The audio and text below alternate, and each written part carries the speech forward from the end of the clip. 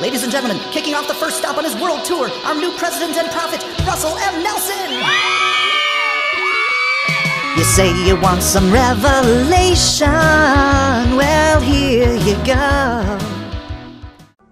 Greetings, brothers and sisters. Welcome to the weekly Mormon News Roundup, where D-Bays and crew are going to ruminate on the great and spacious beehive. It's October 1st, 2023. This is episode 79. We've got Rebecca Biblioteca. She's co-hosting. Tim Ballard fallout is continuing, and President Nelson has fallen, and he has missed the General Conference. We're going to give you some fantastic October 2023 General Conference reactions. If you want to get in touch with me, I'm at MormonNewsRoundup.org, or you can send me an email to collab@MormonNewsRoundup.org. I'd like to invite onto the program my fabulous co-host, Rebecca Biblioteca. How's it going, Rebecca? Not too bad. How are you today? Hey, fabulous. God, couldn't be any better. We got a huge episode here. We're just going to kick it right off with the Mormon Joke of the Week. That's right. I do have the Mormon Joke of the Week, and this joke was created by my co-host on Mormonish podcast, Landon. What do President Nelson and Adam have in common? Oh my goodness, I have no idea. What could they have in common? I know. Well, according to Landon, they both suffered from a great fall. Oh, which I thought was really good. Okay, that's a good joke of the week. That's very nice. I thought okay. So. That's going to be good. Now, we're going to kick this right off. Tim Ballard, he's still in the news here. And according to legend and rumor here, Rebecca, he has been excommunicated as of last Monday. Now, I haven't confirmed that for a certainty, but there certainly seems to be a lot of anecdotal information indicating that he is no longer a member of the Church of Jesus Christ of Latter-day Saints. What's your reaction? Yes, I've heard this. I got texts all over the place. It's unconfirmed. Now it is confirmed. I've heard it from the faithful side, from the postmormon side. I feel like it probably is pretty accurate. Yes. Yeah, it seems to be pretty accurate, but somebody posted this onto Twitter, and they said, "Dear Tim Ballard, the Committee of Exmormons has convened this afternoon, and while you technically now count as an ex-Mormon, we're declining your membership at this time. Whatever spin-off branch of fundamentalism you end up moving to, please stop abusing women and children." I think that seems pretty accurate. Wow. Yeah, that's pretty powerful. It is a very convoluted situation, that's before, because I'm not exactly down with how his court went down, because I know that, allegations and all that. And I know there are people right now, Bruce R. McConkey's grandson, with charges pending. He's been arrested for sexual assault and things like that. And he's not being excommunicated. So I question the randomness. Of course, the allegations are extremely serious. So it's very hard to wrap your brain around the entire thing. Yeah, it is. And the Cull continues, as Nemo the Mormon pointed out. The ldschurch on Deseret Book has removed Tim Ballard's books from online brick and mortar store, from the online and brick and mortar stores, except for perhaps the audio. I think you can still get some of the audio, but all his books have been yanked from Deseret Book, which typically happens once you have gotten the downward thumb from the church, right? Thumbs down. That's right. And I was one of the ones that was out there taking screenshots of Deseret Book to say, no, look, because at first the narrative was, the church has never had anything to do with Tim. Of course, I found articles. Of course, a lot of us found, Deseret Books, took screenshots. So yes, as of last week, his books were still available. Some of his audio podcasts, things like that, videos still available. But now apparently everything has been scrubbed. Yes, everything has been scrubbed right down the memory hole. And, but this is what has not gone down the memory hole here, Rebecca, which is his tattoo picture, which, this is a not safe for, if you're listening to this on podcast, by the way, we're on Apple Podcasts, we're on Spotify, but we also release all of our episodes onto YouTube. And should I click this for Tim Ballard's tattoo? Am I okay to click that, Rebecca? I think if you gave a disclaimer, and if all the children and anyone else who's sensitive can leave the room, yes, I think you need to click it because it needs to be discussed. All right. So, so here, there it is. So this is apparently what he was texting to his spiritual wives here. Is to see a picture of Tim Ballard reclining on some kind of a sofa. You know what, Rebecca? It doesn't look like he's wearing his garments, by the way. Did you notice that? He's got some kind of a high-rise Speedo on, but yeah, I do not see any garment lines or garments in this picture, no. Now, these are supposedly fake tattoos. I don't know if they're real, but, the crazy thing about it is his tattoo, which is on his stomach, apparently, according to this dictionary, SpanishDictionary.com, Joder, Joder, it's actually the F word. So, it is the F word. Yeah, I was going to Apparently say, we so. all learned a new Spanish word this week because I think everybody was like, what is that? That sounds familiar. Everybody did what you did. And now we all know a new word that we can add to our vocabulary. But as I said to some friends this week about his tattoos, I swear my kids had more authentic looking tattoos that came out of Cracker Jack boxes when they were young. You know how you get the little squares and those tattoos. The fact that he was trying to fool hardened, criminals, I just don't think those tattoos would do it. I think they would see right through those. They're just too perfectly placed. And I don't feel that a guy would probably have a giant heart like that on his leg. I don't know. It just seems a little suspect. Well, all I can say is that I've had 79 episodes of the Mormon News Roundup. I think I've had a co-host on each and every one, and I have yet to receive a text message of that nature. Although I would like to say that I am totally open to it, no problem. But speaking Whoa. of, maybe I'll have We to heard cut it that here. out. I'll have to cut that one out. No, it's funny. It's funny. Yeah. So, but what about the seer that he used to work with here? How about the prophetess? Did she get a counsel for channeling Nephi, or only Tim Ballard? How come she didn't get a court of love? That's what I'm wondering. Yeah, again, the nature of the court seems very dicey and selective. And, Mormonish Podcast has been following this. We put out an episode specifically on the psychic. That was very interesting. And then, of course, we put out an episode on the whiteboard itself. But I've been looking through the 75 pages of documents from the Davis County investigation. And there is one part where they talk about the psychic. A lot of her readings are on audio in this investigation, but there are some that are written down. And in it, she says, Neil A. Maxwell is here, and he has handed the microphone to Nephi. So I don't know much about how the next life works, but apparently maybe it's like the old school testimony meeting when I was a kid, and you got a deacon that runs around with a mic and hands it to you if you want to talk. But in this case, Neil A. Maxwell, also apparently involved in what Tim Ballard's doing, handed the mic to Nephi. Wow, this is it's getting thicker and thicker around here. That's for sure.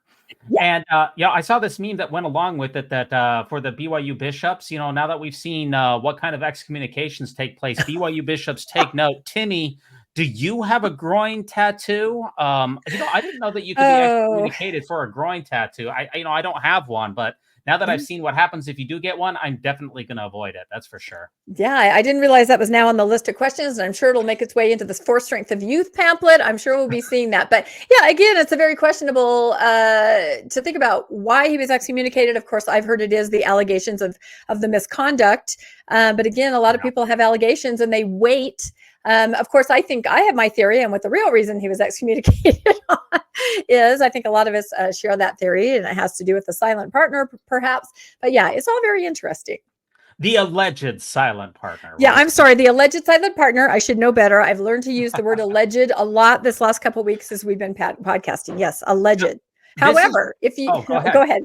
I was going to say, if you watch our whiteboard episode, there's a lot of things that point to it not being so alleged. So just saying.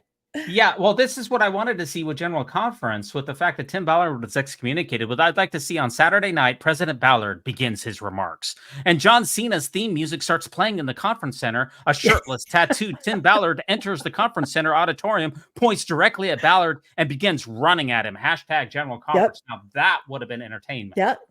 No, I would have loved that. I felt like he should just come in and say, no, really, we're like that. I'm not kidding. We're like that, because there's a lot of proof that they were like that. So I am kind of surprised, and I don't know what Tim's thoughts are, but, I would think he himself has a lot of information and perhaps proof at how involved they were. I'm not sure what he's thinking. I know he's gone on a couple different podcasts, just defending himself. I don't know. I'm sure more will be revealed. Yeah, and stick right here on the Mormon News Roundup, and we will keep you posted, as well as the Mormonish podcast. Both of these podcasts are going to be watching this space very carefully. And of course, we're coming into General Conference time here, Rebecca, which is the most wonderful time of the year. And this was tweeted out here by Elder Bednar here, which I thought was interesting because, he's supposed to be preparing for General Conference, but that's not exactly what he was doing. He said, he tweeted this out on September 27th. Tomorrow, I'm participating in the Silicon Slope Summit, a large tech and business event in Salt Lake City, Utah. For me, this is an exciting opportunity to stand as a witness of Jesus Christ and his restored church. I'll be sure to share updates from the event soon. Let me just play this for you. This is how Elder Bednar is preparing for the most holy weekend of the year. I'm grateful for the opportunity to talk about ways the Church of Jesus Christ builds relationships, uses technology, and fosters communication to bless lives across the globe. For me, this is an exciting opportunity to stand as a witness of Jesus Christ and his restored church. I'll be sure to share updates from the event soon. Yeah, Tomorrow, so Rebecca, he's not fasting and praying according to this. He's not poring over the Dead Sea Scrolls or pondering Joseph Smith's interpretations of Facsimile 3. He's going to Silicon Slopes. That seems like an odd preparation to me. Yes, it is interesting. And this is right by where I live. And in fact, my husband attended this event. So I have insider knowledge of this if you would like me to share. Yeah, absolutely. Now, you didn't get banned from this like you did with Moroni Day, right? No, I don't think good. I did. I didn't want to go there about being banned from Moroni Day. No, I did not attend this. But yes, it was a big tech conference with business leaders from all over. And the speakers, Elder Bednar was right. Tony Robbins, CEO or founder of Google, just some big, big names, people like that. And interestingly, of course, what he said, why would somebody who, is an apostle in a church be asked to a conference like this, And of course, he said he wanted to share a message of Jesus Christ. So they kind of asked him questions about what it was like to run a global church, how the interactions happened, how the finances happened. Nothing too difficult, a little more softball questions. Everybody was definitely a fan. My insider information that is very interesting is that throughout the conference, they would bring different guests on, and that was great. Everybody would clap. At one point when Tony Robbins came on, they said, everybody, let's stand up for Tony, so they did. Guess what happened when Elder Bednar entered the arena and took the stage? Everyone stood. They did. Yeah. And isn't that interesting? That's the way it should be, Rebecca, by the way. That's the way it should be. Maybe you're right. My humble suggestion for Elder Bednar for preparing for the General Conference was to skip the Silicon Slopes summit and instead brush up on his MLA and APA citation and plagiarism guidelines. That's why, if I was his handler, that's what I would have recommended to him. But I guess that's why I'm not his handler, Rebecca. I think he could probably multitask and handle both. But you're right. That's a good point. It's always good to brush up. Yeah, and that does remind me, what is the best way for preparing for conference? And the church put out this tweet here, and it says, hey, don't forget, General, this is from the church's official handle. Don't forget, General Conference will be taking place this weekend. Are you going to sit back and enjoy the sessions, or are you going to take that extra step and prepare to sit back and enjoy the sessions? So I give you a couple ideas here of how you should prepare for General Conference. And that really got me thinking, Rebecca. I thought, what is the best way to prepare for General Conference? And I have a couple of ideas here that I know that I shared with you that I think are the best ways that I can come up with. And maybe you can, you can vet these and let me know if they're any good here.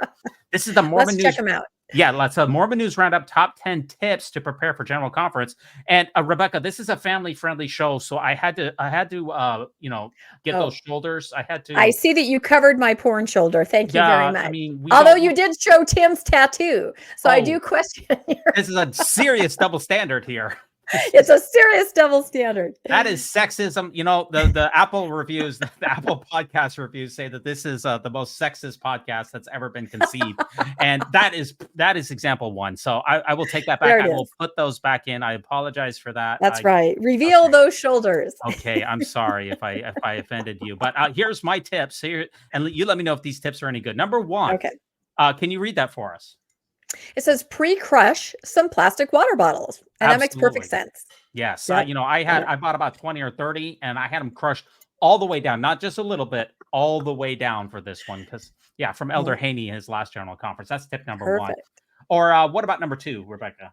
Number two, purge the last General Conference materials. Unlike comic books and vintage cars, they don't get better with time. That's a very good point. Wipe your mind of anything you heard last time because it's got to be a clean slate. Very good point. I like that. Yeah, I burned up all my Leohonas. I purged all my my web history. I absolutely got rid of anything from previous General Conferences because they don't get better with time. And we definitely, Elder Haney, once again, is informing us about what we should do. So this is, by the way, our poll of the week. If you're in the live chat, we're going to vote on this at the end. We release all of our episodes live on YouTube Sunday nights, 9:30 p.m. Eastern Standard Time. You can interact with us in the live chat if you hop on at that time. Or how about number three? What's the third best way to prepare for conference?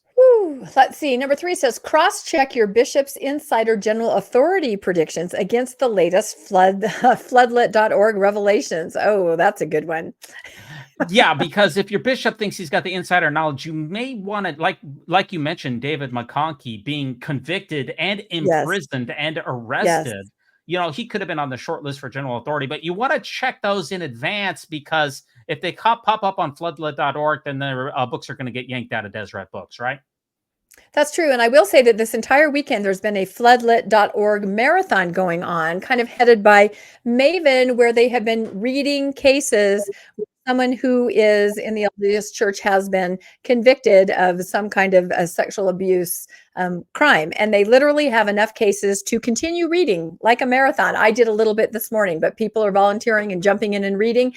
You should check it out. It's very powerful, actually. Yeah, I did watch some of that. It was a long 36-hour marathon, by the way. And floodlit.org has a specific section in it which discusses people who have appeared in general conference who have been convicted of sexual assault.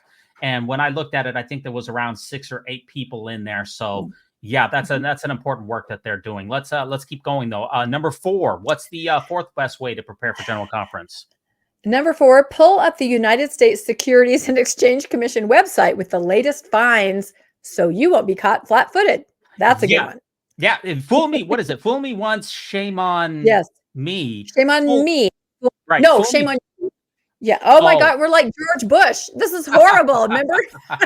Okay, yeah. Fool me once, shame on you. Fool me twice, shame on me. Shame on me. That's right. Right before conference, Rebecca, I pulled up the SEC to see. I just wanted to check, make sure there was no additional fines, because I am not going to be caught flat-footed twice. I think that's solid advice. That's my. You're ready. Advice. Yep. How about number 5?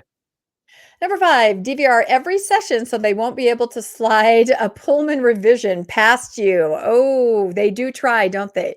Yeah, or Hartman Rector Jr. Now, they didn't have him redo his talk in the conference center with a cough track, but they chopped out about half of it. So yeah, I always make sure I DVD him now, because I do not want to be gaslit. That seems like wise advice. What do you think? Yep, that's it. That's why I take screenshots of everything I find, because you never know when it's going to disappear right in front of your eyes. It's just crazy. Yeah, absolutely. How about number 6? Number 6, call the local Utah hospitals to see if Elder Holland has taken his vitamins. Oh, yes. He was not there, was he? No, he, called the local hospital, see if he's going to show up. Is it too early to say how studly he looks in those glasses, by the way? He does look, he's in a Costco, by the way. He's got a good look going there. No, but he didn't make it. Yeah, so that's, he didn't make it. And we're going to get to President Nelson not making it here in a moment. How about number 7? Ponderize. What is ponderizing again? I forget. What is that? Oh, it's ponder, and I guess it is just ponder. It's a way to say ponder. Yeah, your scriptures, ponder eyes. I was thinking it was sort of a mashup of 2 words, but no, I think, well, I'll tell you what it is. It's a failed marketing campaign is what it is.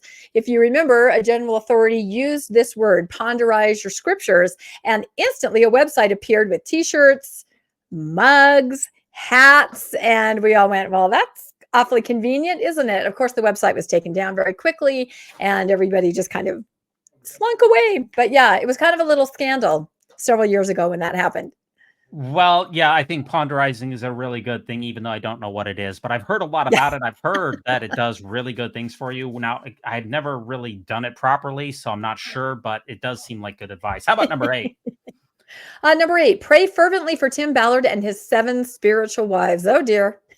Yeah. Now, this is my photoshopping skills here, right there, Rebecca. It's not exactly on par there, but yeah, we got to keep him in thoughts and, as they say, thoughts and prayers for Tim Ballard and his 7 spiritual wives. Or how about number 9? Stock up on smelling salts to stay awake. Okay, that's probably the most legitimate one. Yep, there it is. Yeah, definitely. Or number 10.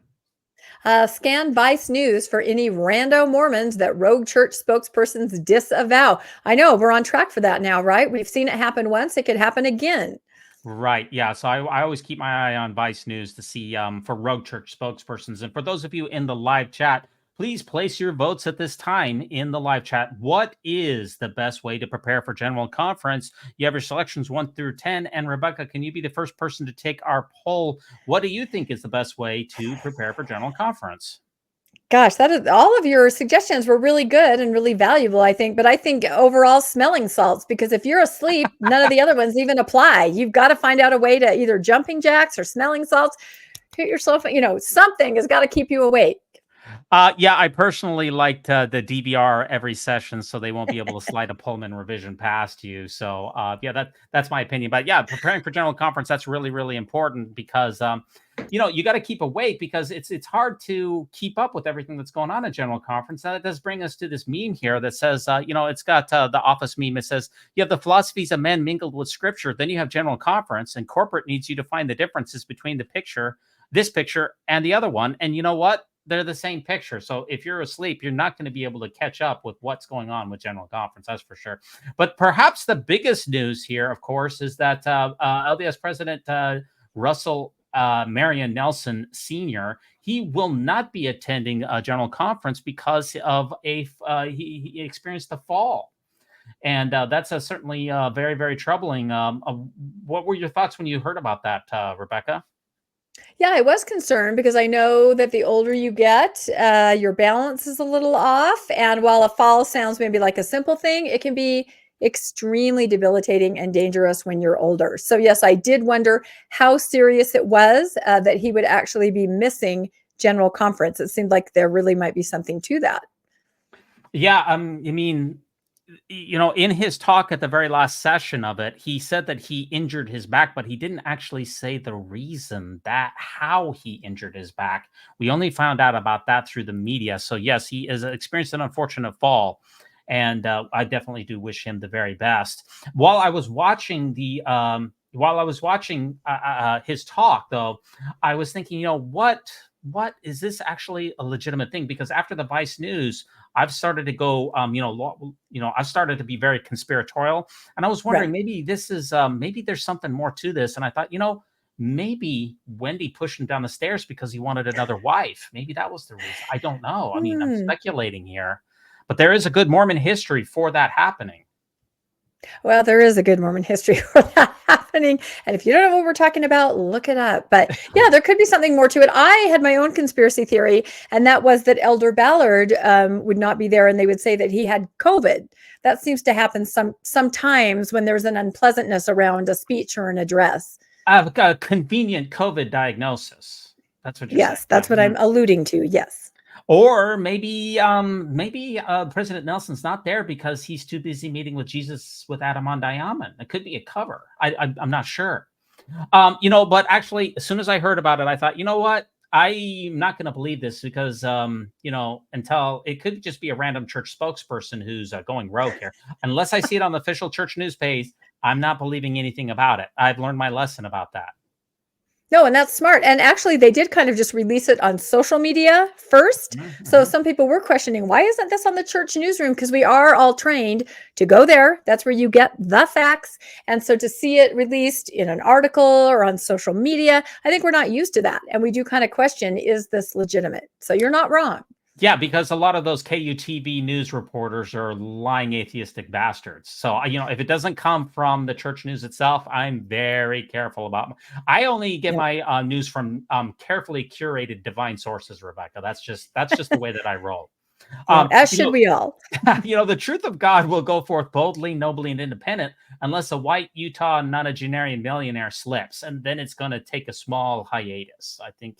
That reminds me of that Joseph Smith saying. That's what I could be. But actually, maybe this is, I'm thinking more about this. President Nelson, maybe this is the greatest manifestation of the Savior's power that everybody's been waiting for. It could be. I don't know. That's right. He keeps talking about that something's going to happen. And we look at different things that happen and we think, is this great enough? Nah, it couldn't be this. We're waiting, right? The bar is being raised. Yeah, absolutely. He said to take your vitamins and get plenty of rest, but he's been resting now for 3 weeks. So maybe he's taking his advice a little too far. Now, I heard this from an inside source here, Rebecca, that President Oaks was going to call for 2 days of fasting and prayer for the prophet, but he remembered what happened with the COVID fasting, and he decided to just kind of hold off for a while. Yeah, that's probably smart. Let's wait and see. But if you notice the Dow Jones, it dipped on the afternoon of President Nelson's injury because he owns so much stock. He owns at least $50 billion and probably a lot more in the Dow Jones. He owns more stock in the Dow Jones than just about anybody. And a lot of those bankers were probably on their knees praying for a swift recovery from the prophet. That's true. It's all trickles up to one person. He owns all of it. So we've got to be careful. They've got to be very careful with him and his health. Yeah, and the Vegas odds makers, they shifted the Oaks takeover bets. They moved that up several months after this fall. So if you were wanting to place your bets before that time, it would have been smart, but maybe not so much now. But I was watching General Conference here, Rebecca, and I noticed that they took this sign off. They used to have the sign on with General Conference where it's currently speaking as either, it would be highlighted either as a man or a prophet. And they took that down for this session, which is unfortunate because that really helped you understand when you were supposed to be paying attention. Yeah, it kind of leaves you in the dark because you don't know. And you'll only be told afterwards, I think, if you question, he was only speaking as a man. Well, the sign wasn't up. We didn't know that. Right. That's why I wish they would bring that sign back. And you tweeted this out, though, Rebecca, that there's the bite model of conference bingo. Did you complete your bite model for conference bingo with information control, emotional control? Did you get a bingo from this conference? I think almost all of us could get a blackout probably from filling that out. And I myself, I had a lot of other podcasting going on. So I was only able to kind of zoom in every once in a while, but I did watch every one of RFM's wonderful recaps. Oh my goodness. He watched conference, so we didn't have to. And he did these incredible recaps. He's right now podcasting his last one. So I was able to tune into that. And with the information he gave, was able to fill out my bingo card. And indeed, I did achieve blackout. That's good. I think it's a pretty easy. I think it's pretty easy to get that bite model blackout. That's for sure. Here is a photo that I took of myself watching General Conference here. Half asleep. That's where those smelling salts come in, Rebecca. Yep, I'm telling you. Yeah, you definitely need those. You definitely need those smelling salts. And you notice you tweeted this out on Mormonish Podcast. You can follow Mormonish Podcast on Instagram and on Facebook here. And you noticed something about how this conference was advertised. What did you notice, Rebecca? Yeah, I peruse the faithful sites now and then just to see, and they were all kind of a buzz about this picture because this is a picture of the second coming. And according to, the faithful people that were commenting, they said they've never used a picture of the second coming to advertise conference before. And so they were wondering if that had some kind of meaning, is something imminent? Does it indicate that something's about to happen? So they seemed very intrigued and interested in the use of a picture of the second coming to advertise conference. Yeah, that's very interesting that you brought that up. I really don't know the answer to that. But were you watching at the end of conference to see if President Nelson was going to tear up again like it's his last conference? Because usually when they get kind of older, they usually do the tear up because you never know when their conference is going to be the last one. But I was watching and I didn't see a tear up on the President Nelson like I was expecting. Yeah. And in fact, like I said, I was in and out with other podcasts and I popped in just long enough to see there he is. And maybe you can answer this for me. Was it a remote broadcast? He was broadcasting remotely from someone else. Okay. That's what I thought. He still had the same background. So no, I didn't hear the end. I just popped in long enough to hear some things. And then I instantly turned it off. So yeah, absolutely. Now, they just tweeted out, we're giving you live reactions here. So we're watching the church's official feeds here. And they tweeted out a picture of President Nelson recuperating because we know that his back is not doing well here. And here's that photo of him recuperating. Oh, my good heavens. He does look, he's rehabbing his back from the church news. That's, he looks restful there. Just when I think you can't take it any farther, I find out that I'm wrong. Yeah, we can take anything as far as we want around here. Now, in between the conference sessions, Rebecca, they did the World Report. You ever watch those World Reports that are in between the conference sessions? Those are usually really good here. They talked about how the church has, we can review that a little bit, how the church responded in Hawaii. Now, the church donated $1 million to Hawaii, but they sent no senior leaders whatsoever to Hawaii to minister among the people. They just didn't do that. And that just makes me wonder why. Why do we have senior leaders of the church if they never travel to these impacted areas and minister among the people? Instead, I believe they sent an area authority That's what I wonder. I mean, $1 million is great. That's a heck of a lot more than I donated. But why no senior leaders there? And it's not just in Hawaii. It's they then later on they highlighted in Turkey and Syria, which experienced it in another disaster. There was a huge disaster there with an earthquake that killed, I wanted to say, between 30 and 50 million people here. And guess what? This is being shot from the inside of the church office building, Bishop Waddell pontificating. And once again, no senior church leaders went to minister among these people. We've seen that time and time again. Rebecca, how come they never go anywhere?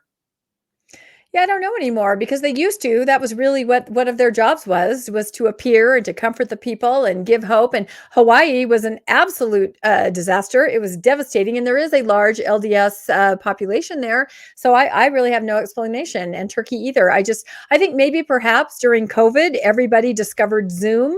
And really, none of us want to get up off of our couches anymore. I know I don't go out as much. Yeah, there's no question about that. I certainly don't go out that much either. And the World Report here also highlights that the new giving, those giving machines right there, that the church sets up, especially during the holiday, where you can buy something, a warm blanket or a goat. Yeah, exactly. And what I really appreciated was that in this time that you could just buy stock directly that goes into Ensign Peak. So you could buy Amazon or you could buy GameStop. And it would just go straight. Yeah, it would just go straight. I'm kind of being facetious here, but it would go straight into Ensign Peak and just benefit those stockholders of Microsoft and Tesla. I thought that was a nice update from the giving machines in times past, by the way.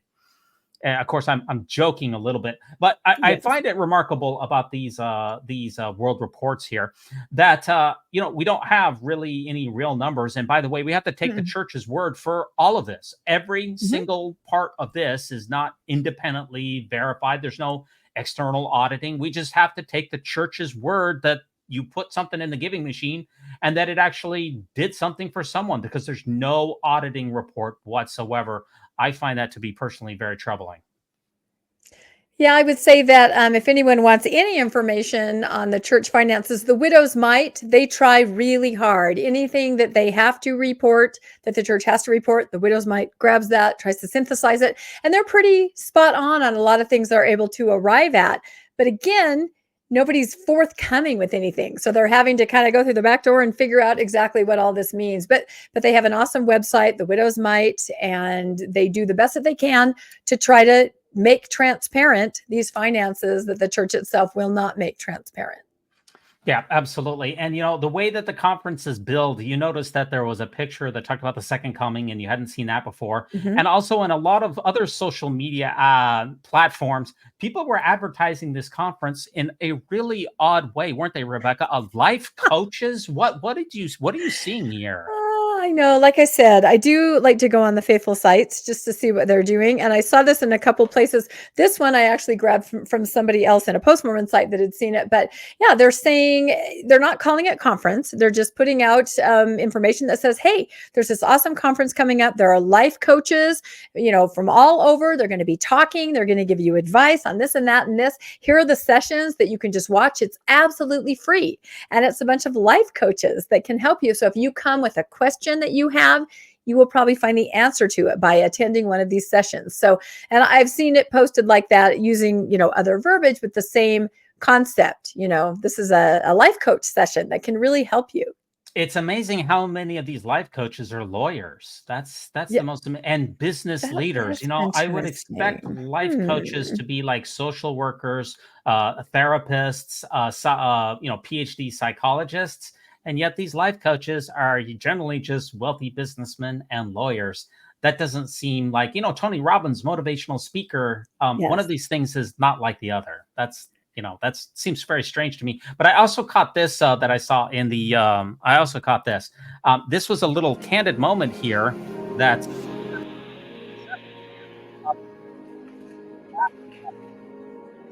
Can you speculate here?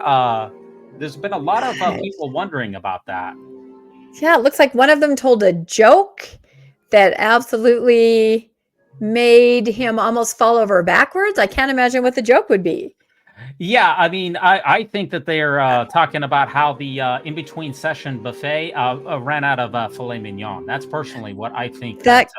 That could be it, or blackened salmon, something like that. That's personally what I think that they're talking about. I don't know that for a certainty here, but let's actually get into some of the actual.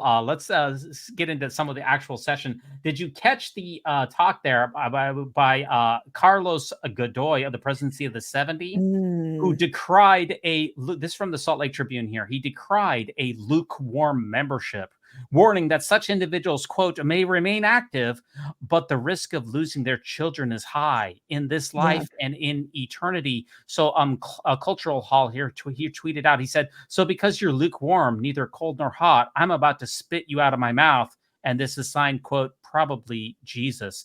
Did you catch that talk there, Rebecca? Probably Jesus. Like I said, I was doing a lot of podcasting this weekend, but I did catch all of RFM's updates. And it did seem to be the theme of conference, which is, I warned you ahead of time when we were chatting on the pre-show that I was a little cranky about conference this time, because the theme seems to be, that's a nice little family you got there. Too bad if something were to happen to them. That seems to kind of be the theme. And this talk is what kicked that off. Yeah, absolutely. That talk rubbed a lot of people the wrong way. There was also, Neil L. Anderson also got into the mix here. General Conference Apostle, this is from the Tribune again. Apostle Neil L. Anderson stressed the importance of tithing.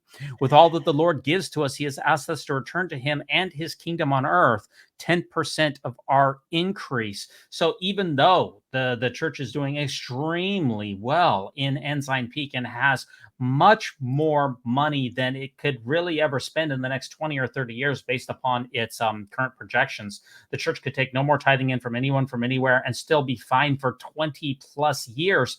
They're still beating the drum of the importance of tithing. Any thoughts on that one?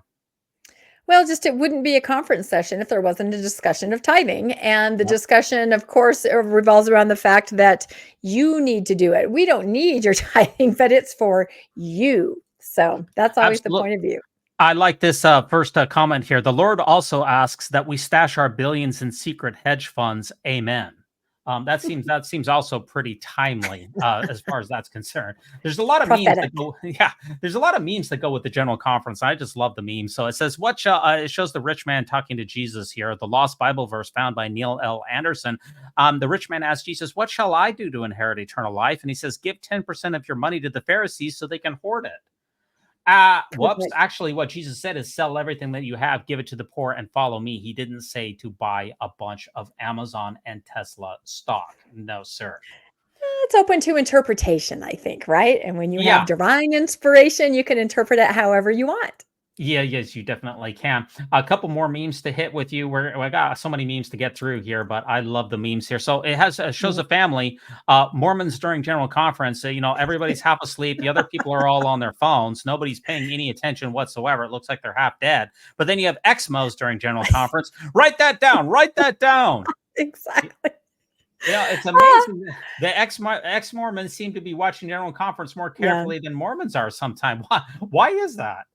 Yeah, no, they do. And I actually just ran across that meme right before we jumped on today. And I was still laughing about it because that is, we have got binoculars, we have got notes, we are talking, we are making memes. And it's true. I find that after conference is over, I will start to talk to TBM friends or family about conference. And they're like, oh, I don't remember. Is that what that talk said? I do know more. I do know more about it than a lot of my faithful family members and friends. So I don't know. We have different motivations for watching. You know what I mean? And our motivation, we are not asleep. We are listening. We are watching. And also I will tell you a reason that I pay attention to conference. I want to know what my faithful family members are hearing. I want to know. It's important to me. I need to know a lot of times so I can, kind of explain to them, no, it doesn't mean that, especially when it comes to my kids and what they're hearing, because I have young adult children that are TBMs and they hear things that could be really disturbing to them, like what President Nelson said at the end that I'm still really cranky about. So and we're going to get to President Nelson's talk at the very end of this. So stick with us here. And I found a couple of other sections that I want to play for you here, Rebecca, and get your reaction on this. This was a very interesting snippet. This was in reaction to Elder Neil L. Anderson's talk about tithing. And this came immediately thereafter. And this really caught my attention. The point is, ladies and gentlemen, that greed, for lack of a better word, is good. Greed is right. greed works. This message is from the Church of Ensign Peak of Eternal Exemption, the Mormons. Come worship with us to learn more about Elder Gecko's teachings. You are making me laugh way too hard today. That is priceless. Funny. That is wow. priceless. Wow. Yeah, Yikes. that seems accurate though. That was a good montage. I can't claim that I didn't put that together, but I did find it. So more of a finder. I'm a retweeter, not a producer. I will just put it that way. I get it. Yeah, but I do have a question for Elder Anderson, by the way, which I got from the ex-Mormon Reddit here. It says, question for you, Neil. If God cares so much about the members being honest in their tithes, why doesn't he care about the leaders being dishonest about the handling of those tithes? That's a good question. Yep. And that's a question for the Huntsman lawsuit, isn't it? Yeah, it is a question for the Huntsman lawsuit. Anybody who paid tithing prior to City Creek Mall after that Huntsman lawsuit, if that goes through, I think you're going to see a run on the bank. That's my humble opinion here. A couple more memes for you, Rebecca. For only $28 a day, less than the cost of 20 energy drinks, you can help keep these chairs nice and fluffy for years to come. And that's the humanitarian fund of the Church of Ensign Peak of Eternal Exemption. Yeah, I've always wondered what those chairs felt like. They look really cozy and comfy. They really do. Way better than my couch here. So I don't know. Well, there's the leaders of the church get the red fluffy chairs that are very, very nice, but the regular folks out in the conference center here, they just get regular kind of theater style chairs. But look at this picture here, Rebecca. Notice that the edges of here. What do you notice? The mezzanine is nobody's even on the mezzanine level. What do you notice about the attendance? Yeah, this is very interesting to me. And I've seen people tweet and talk about this. Where are the people attending? And I will tell you that in April, a group of friends and I decided just to go to Temple Square. We hadn't gone for a long time. And we went right around second session time on Saturday. And we saw people, of course, running into the building. They had their tickets, they were getting in. Then we saw people standing on the sidelines behind kind of a roped off area and with signs that said, need 2 conference tickets, traveled from Guatemala, need conference tickets. I saw a sign that said, we'll trade chocolate for conference tickets. So what I'm saying is there are people outside that would like to go inside and there seems to be empty seats inside. So where is this disconnect? It makes me think that they are keeping it empty on purpose, because I'm telling you, there were crowds stretched around the conference center with signs, family of 10 would love to have conference tickets. They want to get in and they're not able to get in. So I don't understand that disconnect. Well, I can tell you this, Rebecca, I'm not sure about that, but I can tell you, I would never sell my conference ticket for a mess of pottage. I mean, that's important. Yeah, no, I didn't see anybody get a ticket. Even the person that said, we'll trade chocolate. And I would have done that if I had tickets. I'll do anything for chocolate. But I didn't. That's odd because there's lots of open seating here. The entire mezzanine level is not being used. And the conference center fits, I believe, 25,000 people or so. It's huge. So, yep. That's really strange to me. But let's get a couple of reactions here from actual talks, not Gordon Gecko here. President Oak's talk, I think, was probably once again one of the more controversial talks, which is what we've come to expect, which is his pet topic, which is LGBTQ people. Let's get a little take on his most controversial talk and his most controversial moment from this general conference. Knowledge of God's revealed plan of salvation requires us to oppose current social and legal pressures to retreat from traditional marriage and to make changes that confuse or alter gender or homogenize the differences between men and women. He also seeks to confuse gender, to distort marriage, and to discourage childbearing. In any conservative community, and in any religion, when the message that is directed towards LGBTQ people revolves around you aren't enough, you aren't important, your experience isn't valid, I think the natural result of that is increased depression, increased isolation, increased anxiety. Yeah, so that's what I'm wondering here, Rebecca. First of all, Elder Oak's message, you could literally splice that into any previous general conference for the last 20 years. It is pretty much a consistent message here. Well, what are your thoughts on President Oak's once again beating his pet peeve drum? Yeah, once again, you don't even need to listen to the talk because it's going to be exactly what it was the year before and the year before. It makes me just extremely sad when I think that he will take the reins soon, probably in the next 5 years, and I can't imagine what that is going to do to marginalized groups that are already marginalized in the church. It's only going to get worse, and it's an absolute tragedy. I can't even express that strongly enough. Yeah, so the Salt Lake Tribune talked about this particular address that Elder Oaks gave, where he said that Dallin H. Oaks reaffirmed that the celestial kingdom can only be reached, quote, through faithfulness to the covenants of an eternal marriage between a man and a woman in the holy temple, end quote. So once again, Cultural Hall here, he said, for LGBTQ church members, the best scenario that they can hope for is to be tolerated by their church in this life while being denied celestial glory into the next. Cool, very cool. I can see why they stay. Yeah, so that's a very, very problematic messaging here that Elder Oaks has for sure. And he also doubled down on this, where he said that the family proclamation, for the first time, he said that the family proclamation is irrevocable. Meaning that it's basically, he said in the past that it's doctrine, and he's also said it's irrevocable, which I find to be rather amusing, since all church doctrine can be revoked easily. All you have to do is wait for a couple of church presidents to die, and it can go the way of the dustbin. Any last thoughts on Elder Oaks in this conference here, Rebecca? Well, I also think that that's why they're never going to canonize it. They can't, because they know it's going to change. It will change, no question. And they can't canonize it because they can't dial it back if it's canonized. So that's why they're not doing it. Yeah, without question. And the other issue is that to canonize scripture, you need to have the consent. Yeah, that actually has to go through the common consent process. And I think that they will have a significant challenge in finding people in the conference center who would vote to. I think you would have a significant majority of people who would not vote to canonize the proclamation and sustain that. Okay, a couple of other memes that I came across here, and I want to get your take on that. So, did you all see who was incognito singing in the choir? This was on Saturday session general conference. Talk about hearing his voice. They're saying this Jesus was a hidden member of the choir. Seems like a bit of a stretch. Seems like a bit of a stretch here. What do you think here, Rebecca? Well, why would you say that? We all know Jesus is with us at conference. I mean, if he wants to sing in the choir, is he a tenor? Is he baritone? I don't know the answer to that, but we're always told Jesus is with us at conference time. So there he is. And he looks good in a suit. I mean, he looks good in a robe, but he looks good all cleaned up in a suit. Well, back in my day when I was in the orchestra at Temple Square for a number of years, you couldn't even have that beard. So it's odd that you can have a beard in the Mormon Tabernacle Choir, but you can't have a beard at BYU. You can have a beard in the temple, but once again, you can't have a beard when you're taking a test in the testing center. So the rules are somewhat arbitrary, should we say there. You know what I mean? Yeah, it's very confusing. Yeah, a couple of other memes that I came across. I've got General Conference on down here. It's the clown from It, and me. He's going to cement over that General Conference. That's a good one.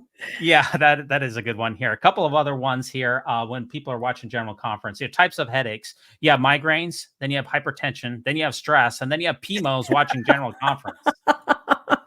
I have not seen that one. That's a good one. Oh my gosh. I felt like that too. Oh my gosh. That hits too close to home. Now, getting back to some more actual coverage here, we have Elder Rasman. I would say that this is one of the other more interesting talks here. He says, we all need more senior missionaries at home and abroad. Please take your know-how and time-honored testimonies and go on a mission, Latter-day Saint Apostle implores. What are your thoughts on the church's call here for additional senior missionaries? Just again, that they are going to use your services until the very end. The very end.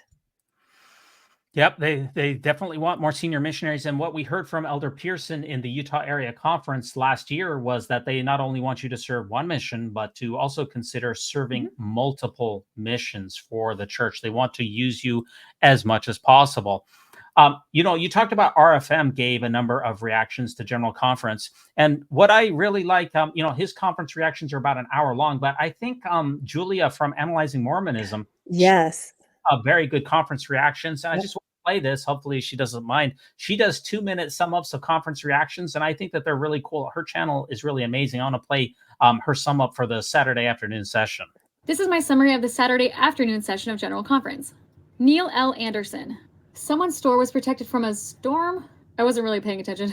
Because they always paid their tithing. Even though the church has $200 billion, we still need you to pay 10% of your income. But it's okay. The church recently donated $55 million to help people. The only solution to life's problems is our version of Jesus' gospel. Even though Jesus didn't actually teach tithing like we know it today, and even though the Doctrine and Covenants doesn't teach tithing like we know it today, and even though the past prophets have said that one day we wouldn't have to pay tithing, pay it anyway. John E. Newman. Jesus invites us to bring our little ones to him. The man who built his house upon the rock digged deep. Dug deep? For the rising generation, they have to have faith in Jesus Christ for themselves.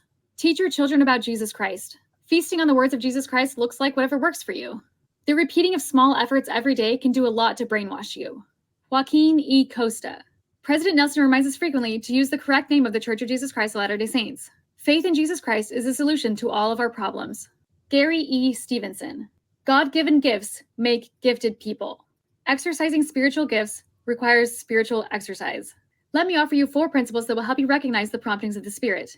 1. Stand in holy places. 2. Stand with holy people. 3. Testify of holy truths as often as you can. Even if you don't believe what you're testifying, testify anyway. 4. Listen to the Holy Spirit. And if you can't hear it, the leaders will tell you what he's saying. What the Spirit tells you will always be what the leaders have already told you. But it's still personal revelation, even though it's not. And 5. Latter-day Saints should be covenant-keeping people. Unwan Chue. Stay on the covenant path. If you're not on the covenant path, return to it. If you pay your tithing, everything will be okay. When God speaks and we obey, we will always be right. If you're asked to serve in a calling and you don't want to, do it anyway. If you want to be happy, stay on the covenant path. The church does indeed have a monopoly on happiness. Anyone who says differently is selling something. Alan T. Phillips. Even when you leave your child at the gas station, you can still find a gospel-related teaching. My parents forgot me all the time. Judge less, love more, and extend the love of Jesus Christ through your words and your actions. His talk was actually really good, and I loved his accent. Ronald A. Rasband.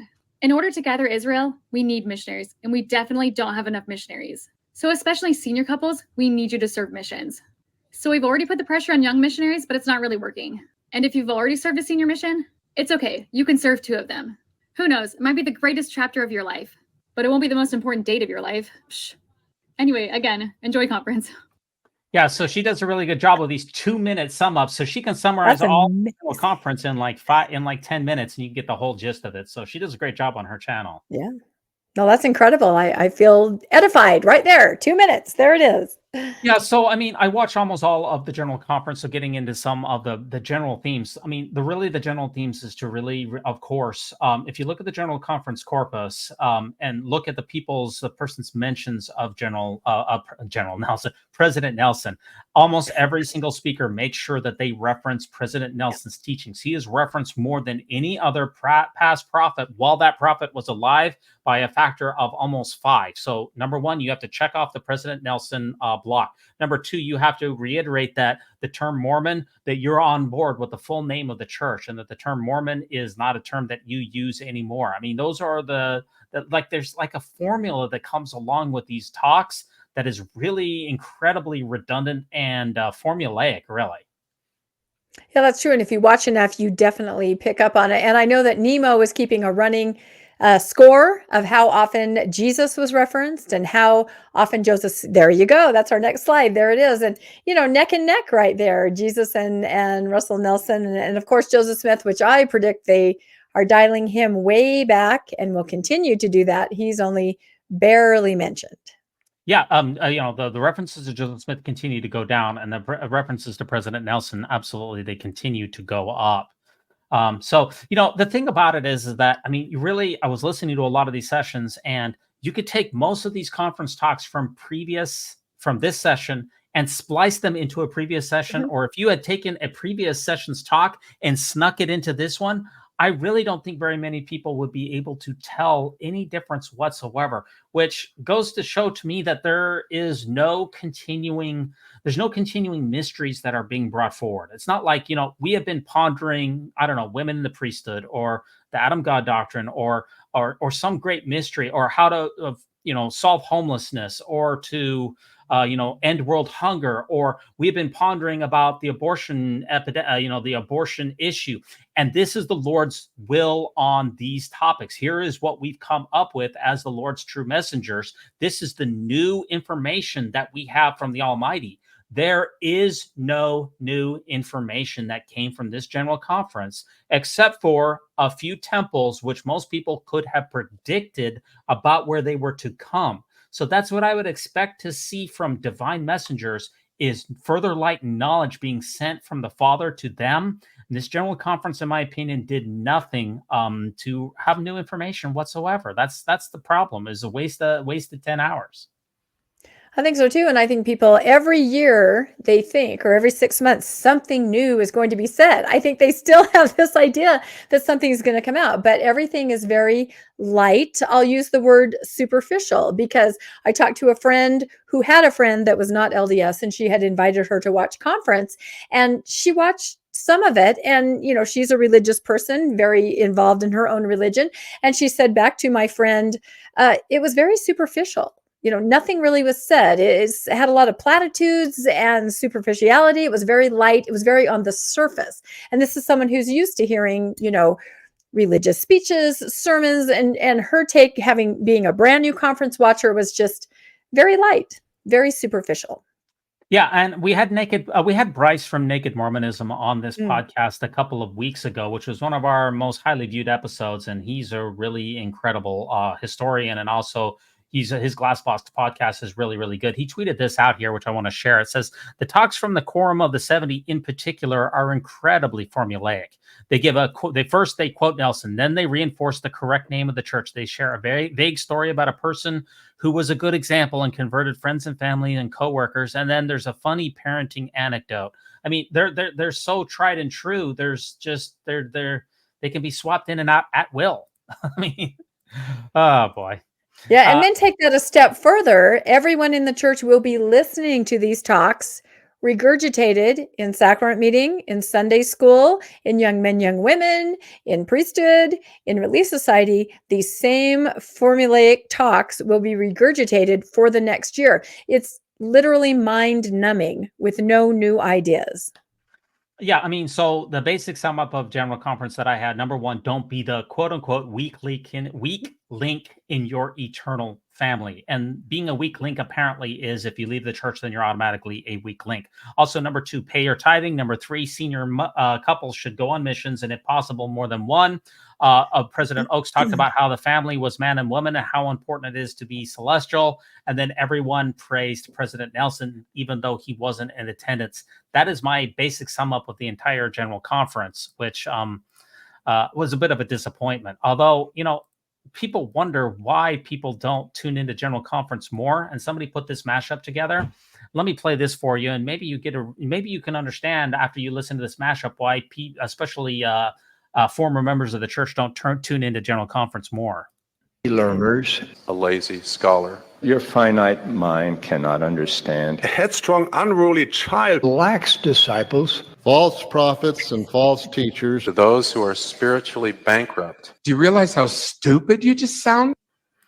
Yeah, learners. I mean, you got lazy learners, you have lax disciples, you're stupid, you're a lazy scholar. There's a lot of rhetoric here. You can't understand us because we're the Lord's anointed. You're an unruly child. You're anyone else who's not with us is a false teacher and a false disciple, and people who don't follow the covenant path are spiritually bankrupt, et cetera, et cetera. There's a lot of very, very charged language in these conferences that's kind of interwoven with the peace and love message of love Jesus. He's a good, follow the disciple, follow Jesus. But then there's this incredibly charged rhetoric in there, which can be very off-putting. Yeah, and that's what's called gaslighting. They're saying something really nice, but they're not. And then you feel really bad and you don't know why and what's wrong with you. And you can see there's just a lot of name calling, which I guess follows what Jesus used to do, right? Isn't he known for going around and calling people names? I think that's what he did. It's been a while since I've read the scriptures, being facetious, of course. But yeah, that's certainly not the way to invite people even to the table, to a dialogue, to find common ground, is to instantly begin by calling them names. And this seems to be what they do over and over. And even I saw just a headline of a post on Reddit where a postmormon said, "What the heck happened in conference today? My faithful wife is really upset, almost ready to cry, and she won't tell me what happened. She says she doesn't want to talk about it, but she just feels really, really unhappy about something." So the conference is not a feel-good time. There are lots of things that are said that make people really upset, and everybody needs to realize that it's not the feel-good time that it's promoted to be for a lot of people, for a lot of different reasons, post-Mormons and faithful Mormons. Yeah, maybe I searched for the hashtag General Conference during this time, and I wanted to see what was trending out there. I was hoping you could help me do this little role play that somebody tweeted out with Phoebe and Joey from Friends here. Can you be can you read that, Rebecca? Can you be Phoebe? Can I read for it? Which this? side am I? I'm Phoebe. Yeah, Okay, yeah. You're reading Phoebe. I'm reading Joey. Okay, so I say the Church of Jesus Christ of Latter-day Saints, the Church of Jesus Christ of Latter-day Saints, the Mormon Church. But it's very important in these general conferences that people say the correct name of the church. That was repeated over and over again. It's almost like a litmus test here of your fidelity. Is, are you willing to abandon 200 years of using the word Mormon and celebrating it on the whim of the current president of the church? Are you willing to give that up? And absolutely, they all are, for sure. No doubt, no question about it. But that does take us to President Nelson's address here, which I know you wanted to discuss here a little bit. He pre-recorded it because he wasn't there. But what were your thoughts on President Nelson's address?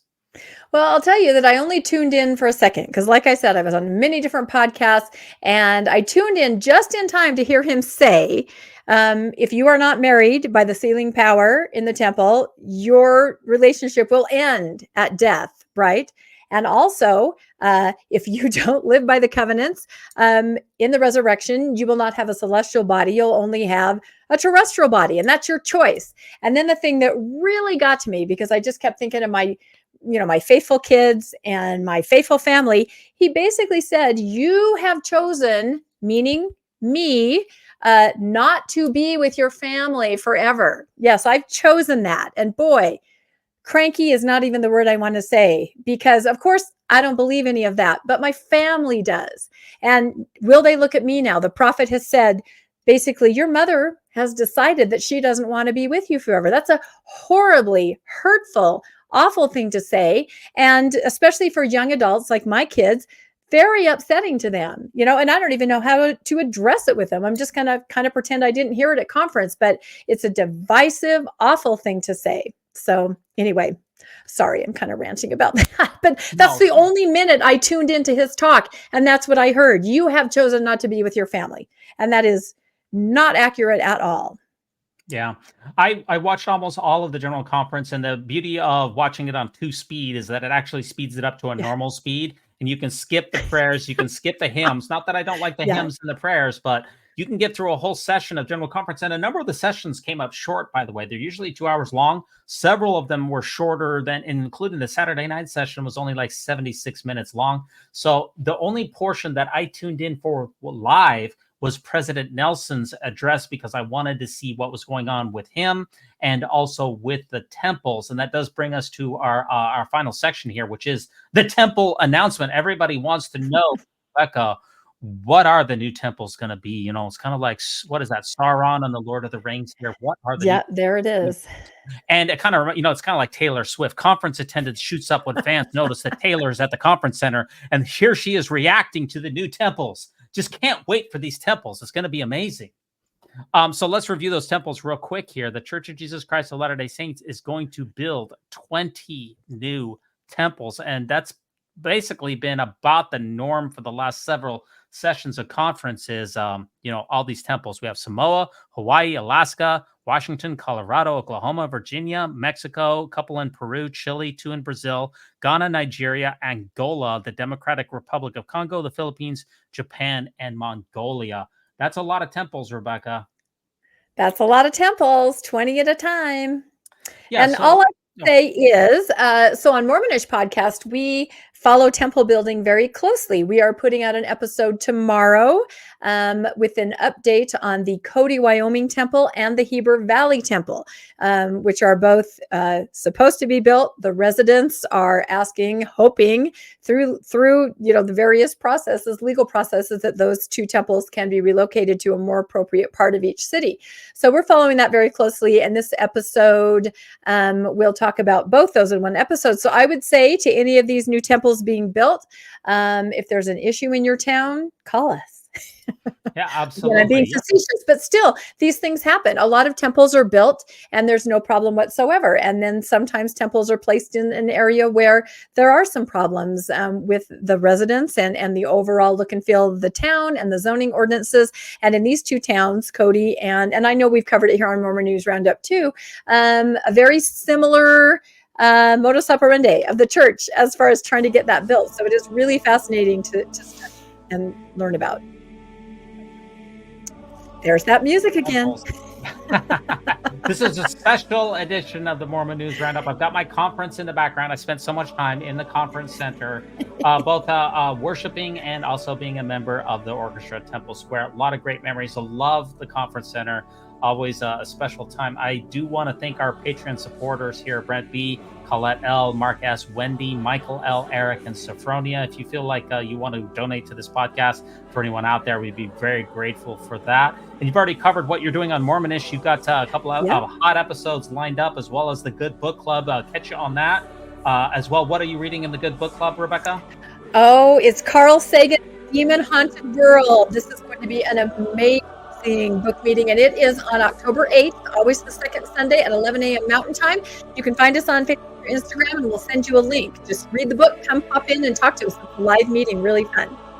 Yeah, well, that's highly recommended. And one other item for us for the Mormon News Roundup, we do have a Patreon only meetup that's taking place tomorrow, 7:30 p.m. Eastern Standard Time. You can come and join D-Days and the crew for an hour or so. If you're a Patreon supporter, you can come and hang out with us. Rebecca, did we ruminate properly on the Great and Spacious Beehive this time? Whew, I can't believe we covered it all, but I think we did. Absolutely. So I want to give a shout out to Weird Alma on bandcamp.com for this episode's music. And remember, no unhallowed hand can stop this podcast from progressing. So long.